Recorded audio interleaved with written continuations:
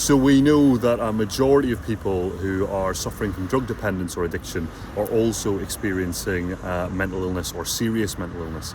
And the dual diagnosis, or the co-occurrence of these two things, is something that we can't ignore. For too long we've had siloed services that have tried to deliver on one aspect of patient care, and really what we need is a joined up approach that puts the person at the very centre of that service. So the mental health mission that's happening here in Liverpool and is being hosted by M-RIC Care and the University of Liverpool is looking at how it can integrate its data systems, integrate its care pathways, and ultimately tackle all of these health-focused issues in one unified way, putting the person and their trauma at the very centre of the answer and solution. Why is this so important?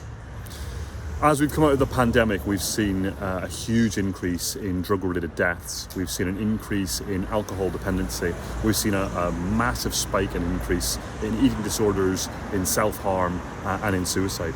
We're on the cusp of a whole range of these issues coming together and colliding. And so it's really important that we tackle in a new way this challenge. Rather than simply pouring money into replicating existing services, we need to reorganise the way services are being delivered.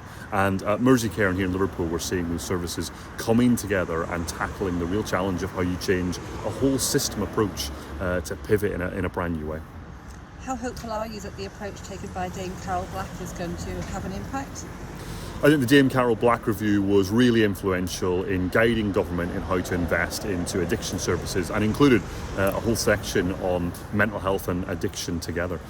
I think there's a long way to go. We're only 1.5, 2 years into a 10-year strategy.